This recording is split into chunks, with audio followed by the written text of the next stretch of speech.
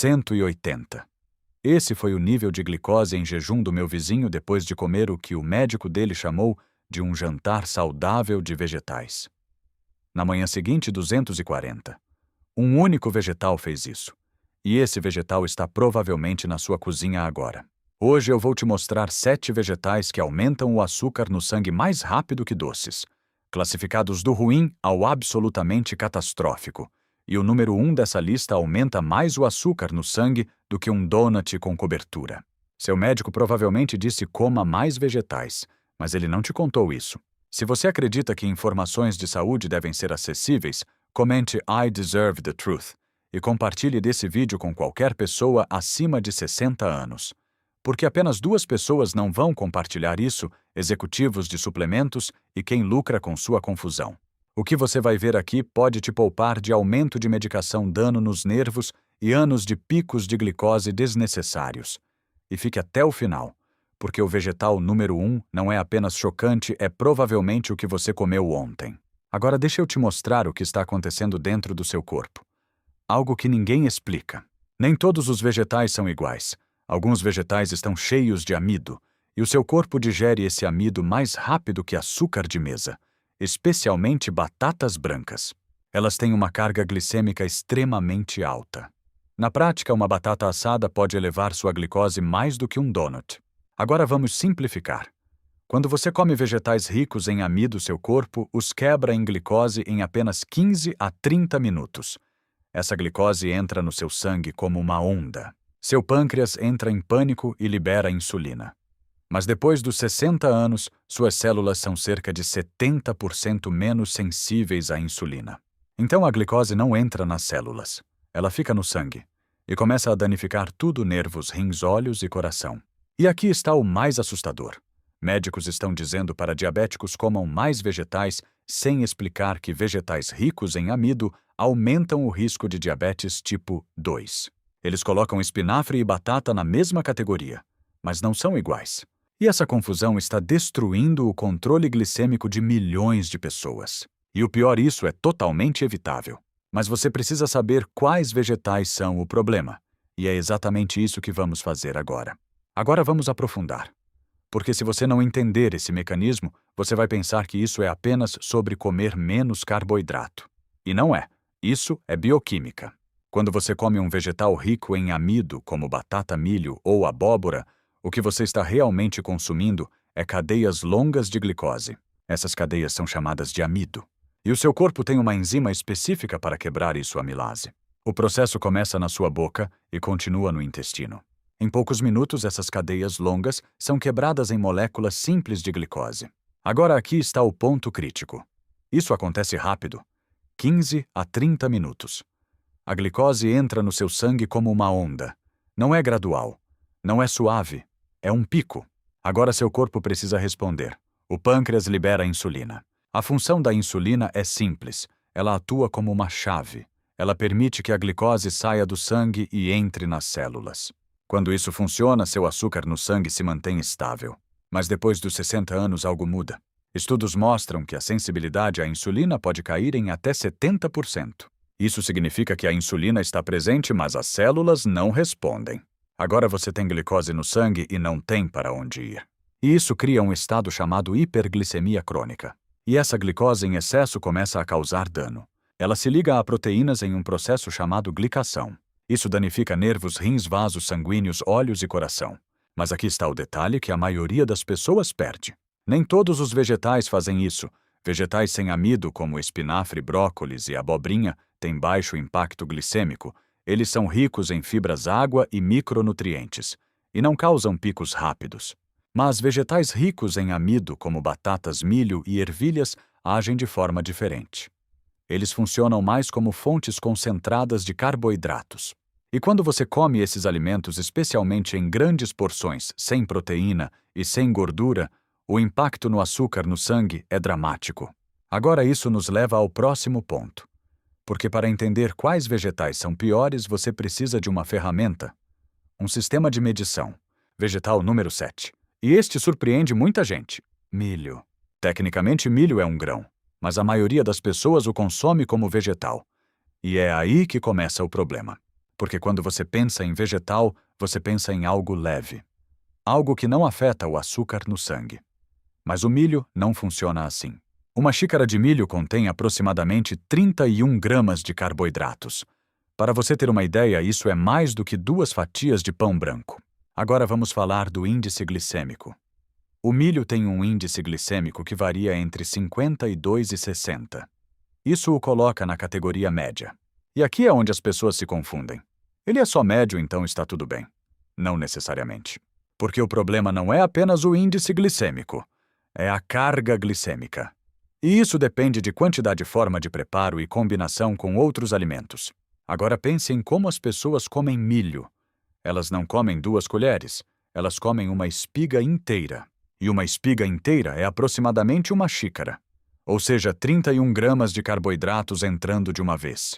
Agora o seu corpo pega esse carboidrato, quebra em glicose e dentro de 30 minutos seu açúcar no sangue começa a subir. Para alguém com mais de 60 anos com menor sensibilidade à insulina, esse aumento pode ser significativo. Agora vamos falar de preparo. Milho cozido com manteiga. Você adiciona gordura, o que pode desacelerar um pouco a absorção. Mas não muda o fato de que você está consumindo uma carga alta de carboidratos. Milho grelhado, mesmo problema. Milho enlatado. Pior ainda, porque muitas vezes contém açúcares adicionados.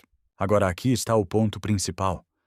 Milho não é o pior desta lista, mas também não é inocente. Se você comer milho como se fosse um vegetal livre, você vai elevar sua glicose sem perceber. Então qual é a forma correta? Limite a porção. A 1/4 de xícara trate como fonte de carboidrato, nunca consuma sozinho e sempre combine com proteína e gordura.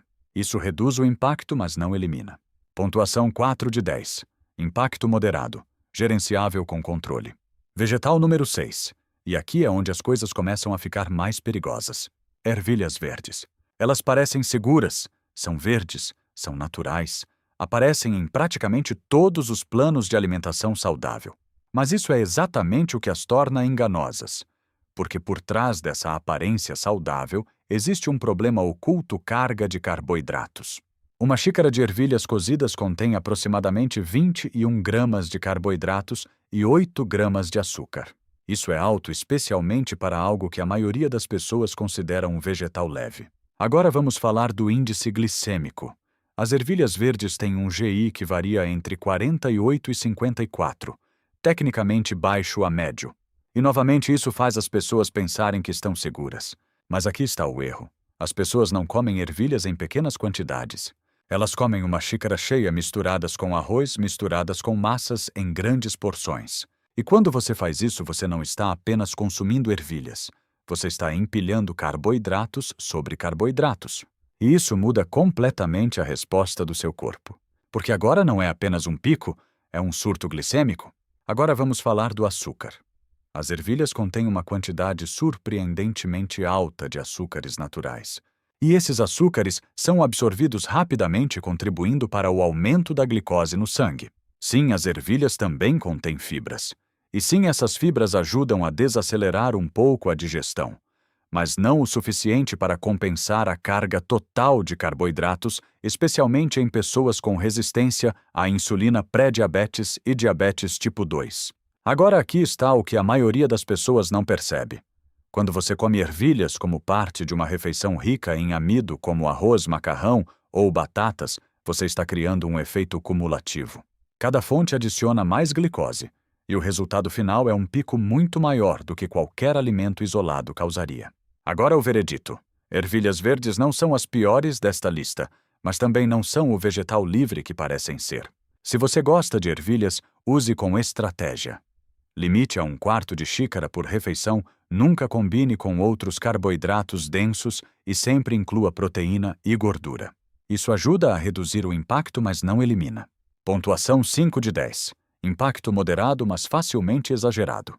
Vegetal número 5. E aqui é onde as coisas começam a ficar mais enganosas. Abóbora butternut. Ela é amada por pessoas que se preocupam com a saúde, recomendada por nutricionistas e vista como uma alternativa melhor. Mas existe um problema oculto: o impacto no açúcar no sangue. Uma xícara de abóbora butternut cozida contém aproximadamente 22 gramas de carboidratos e cerca de 4 gramas de açúcar. Agora, olhando apenas esses números, não parece tão ruim. E o índice glicêmico também não assusta à primeira vista. Ele fica em torno de 51, o que a coloca na categoria média. Mas aqui está o que muda tudo: o modo de preparo. A abóbora butternut é frequentemente assada até ficar muito macia, transformada em purê ou usada em sopas. E cada uma dessas preparações faz algo específico: quebra a estrutura celular. Quando a estrutura é quebrada, os amidos ficam mais acessíveis. E isso significa digestão mais rápida, absorção mais rápida e aumento maior de glicose. Agora pense em uma tigela de sopa de abóbora. Ela não tem meia xícara, ela tem 2 a 3 xícaras. Isso significa 44 a 66 gramas de carboidratos em uma única refeição. Para alguém tentando controlar a glicose, isso é um problema sério. Agora existe outro detalhe: o sabor doce. A abóbora butternut tem um sabor naturalmente doce. E essa doçura vem de açúcares naturais que são absorvidos rapidamente. Então você tem amido facilmente digerido açúcar natural e grandes porções. Essa combinação cria um impacto glicêmico significativo. Agora, o que dizem os estudos? Eles mostram que abóboras de inverno, incluindo butternut, fornecem nutrientes importantes como beta-caroteno e potássio. Mas também mostram que o impacto glicêmico é relevante especialmente em pessoas com diabetes e resistência à insulina. Agora vamos ao veredito. A abóbora butternut não é proibida, mas também não é livre. Se você vai consumir, precisa de estratégia. Limite a porção a meia xícara, evite versões em purê, mantenha a textura mais firme e combine sempre com proteína e gordura. Isso ajuda a reduzir o impacto, mas não elimina. Pontuação 5,5 de 10. Impacto médio perigoso quando consumido em excesso. Vegetal número 4. E aqui as coisas deixam de ser apenas moderadas. Beterrabas. As beterrabas são frequentemente promovidas como superalimento, boas para o coração e ricas em nitratos. E tudo isso é verdade. Mas existe um custo que quase ninguém menciona: açúcar. Uma xícara de beterraba cozida contém aproximadamente 17 gramas de carboidratos e 14 gramas de açúcar. 14 gramas. Para um vegetal, isso é extremamente alto. Agora vamos falar do índice glicêmico. A beterraba tem um GI de aproximadamente 64. Isso a coloca entre médio e alto. Mas esse número não conta toda a história, porque o tipo de açúcar importa. A beterraba contém principalmente sacarose, e a sacarose é rapidamente quebrada em glicose e frutose. Isso significa absorção rápida e aumento rápido da glicose. Agora vamos falar do que acontece na prática. Pessoas com diabetes que consomem beterraba frequentemente observam picos de glicose em 45 a 60 minutos. E isso se torna ainda pior dependendo da forma de consumo. Formas mais perigosas. Suco de beterraba remove a fibra, concentra o açúcar e entra rapidamente no sangue. Resultado: pico extremo. Beterraba em conserva frequentemente contém açúcar adicionado. Beterraba assada: o processo de assar concentra os açúcares. Agora aqui está o problema psicológico. As beterrabas são vistas como saudáveis, então as pessoas pensam: posso comer à vontade. Mas isso não é verdade, porque açúcar continua sendo açúcar mesmo vindo de um alimento natural. Agora vamos ao veredito. Beterrabas têm benefícios, mas para quem precisa controlar glicose são arriscadas. Se você decidir consumir, limite a 1/4 de xícara, evite sucos e sempre combine com proteína e gordura. Isso reduz o impacto, mas não elimina. Pontuação 6,5 de 10. Alto teor de açúcar natural. Impacto glicêmico significativo. Vegetal número 3. E aqui é onde muitas pessoas discordam de mim. Batata doce. Ela é promovida em todos os lugares como saudável, melhor alternativa à batata branca e ideal para diabéticos. Mas aqui está a verdade que poucos querem admitir: batata doce ainda eleva o açúcar no sangue. Sim, ela é melhor que a batata branca, mas isso não significa que ela seja segura. Uma batata doce média contém aproximadamente 27 gramas de carboidratos e cerca de 5 gramas de açúcar. Agora vamos falar do índice glicêmico. Ele varia muito de 44 até 94, dependendo de variedade e forma de preparo. Isso significa que pode ser baixo ou extremamente alto. E aqui está o detalhe que quase ninguém menciona. As variedades mais populares, as alaranjadas, tendem a ter índice glicêmico mais alto. Agora, o que mostram os estudos? Eles indicam que batata doce eleva o açúcar no sangue, mas não tanto quanto a batata branca. Ainda assim, o aumento é significativo, especialmente em pessoas com diabetes e resistência à insulina. Agora vamos falar do maior erro: preparo. A maioria das pessoas não come batata doce pura. Elas adicionam mel, açúcar, mascavo, marshmallow e manteiga. E cada um desses itens aumenta o impacto glicêmico. Mas mesmo sem esses adicionais, uma batata doce grande pode fornecer 40 a 50 gramas de carboidratos.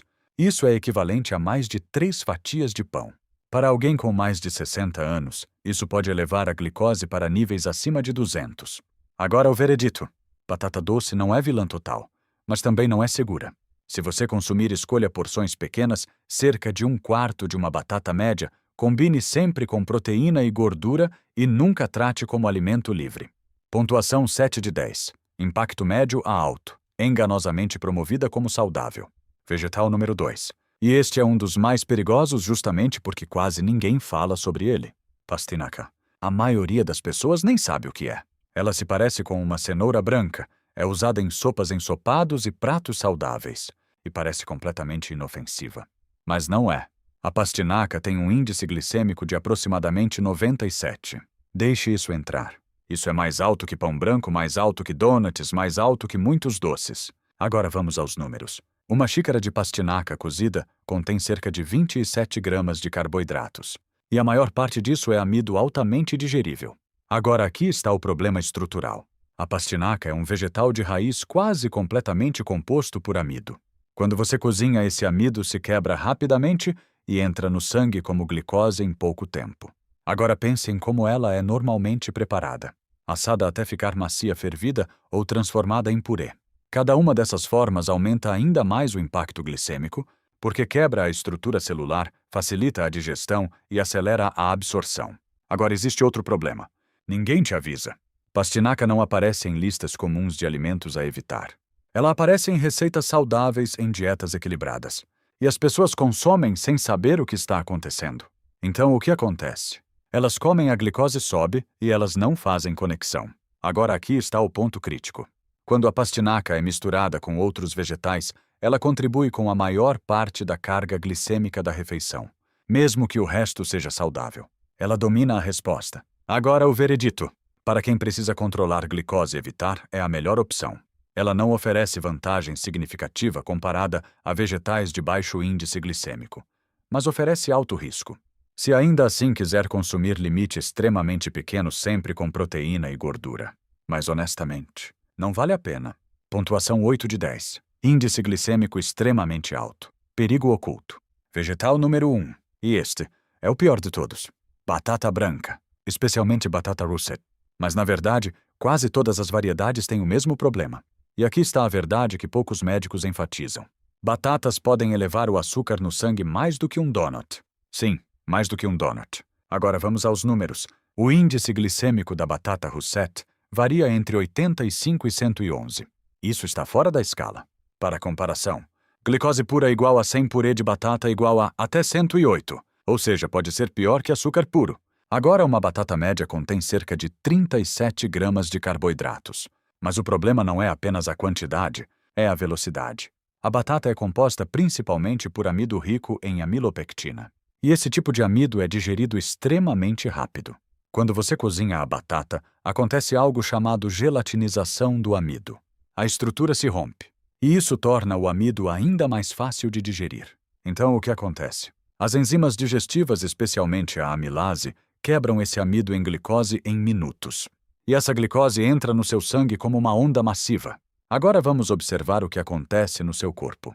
Linha do tempo. 15 minutos glicose começa a subir rapidamente. 30 minutos pico de 60 a 100 pontos. 60 a 90 minutos nível máximo pode atingir 200 a 300 em diabéticos. 2 a 3 horas depois, insulina derruba a glicose muitas vezes abaixo do normal. Resultado: efeito montanha-russa, pico-queda, fome intensa, desejo por mais carboidratos. E esse ciclo destrói seu metabolismo. Dano. Enquanto isso, a glicose alta causa inflamação, dano vascular, sobrecarga renal, impacto na visão. Tudo isso por causa de um vegetal saudável. Pior ainda, batata está em todo lugar. Frita, purê, assada, chip, sopa. Barata. Disponível, viciante. E ninguém alerta corretamente. Estudos. Consumo alto de batata está associado a maior risco de diabetes tipo 2. Solução parcial. Existe uma forma de reduzir o impacto. Amido resistente. Processo. Cozinhar, refrigerar por 12 horas, reaquecer. Isso aumenta o amido resistente e pode reduzir o pico em 25 a 40%. Mas aqui está a verdade. Ainda não resolve totalmente. Ainda é alto em carboidrato. Veredito. Se você quer controle glicêmico real, evite completamente. Porção mínima, método resistente. Pontuação: 10 out of 10. Destruição máxima do açúcar no sangue. Agora você sabe quais vegetais são o problema. Mas conhecimento sem ação não muda nada.